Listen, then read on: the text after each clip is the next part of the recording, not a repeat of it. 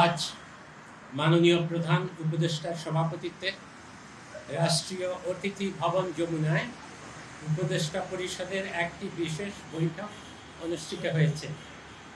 এই সভায় তিনবারের সাবেক প্রধানমন্ত্রী, সাবেক রাষ্ট্রপতির স্ত্রী ও বিএনপির চেয়ারপারসন বেগম খালেদা জিয়ার আশু রোগ মুক্তি কামনা করে দোয়া ও প্রার্থনা করা হয় এবং জাতির কাছে তার জন্য দোয়া ও প্রার্থনার আহ্বান জানানো হয়।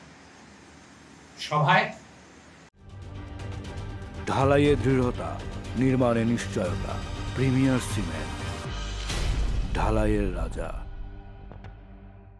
বেগম খালেদা জিয়ার বর্তমান শারীরিক অবস্থা বিবেচনায় হাসপাতালে তার নির্বিঘ্ন চিকিৎসা, প্রয়োজনে উন্নত চিকিৎসার জন্য বিদেশে নিয়ে যাওয়ার পরিকল্পনা, তার নিরাপত্তা ও যাতায়াতের সুবিধা এবং উচ্চ মর্যাদা বিবেচনায় তাকে রাষ্ট্রের অতি গুরুত্বপূর্ণ ব্যক্তি ভিভিআইপি ঘোষণা করার সিদ্ধান্ত নেওয়া হয়।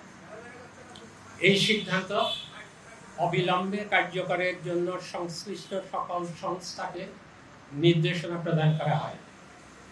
এ বিষয়ে বেগম খালেদা জিয়ার পরিবার ও দল অবগত রয়েছে।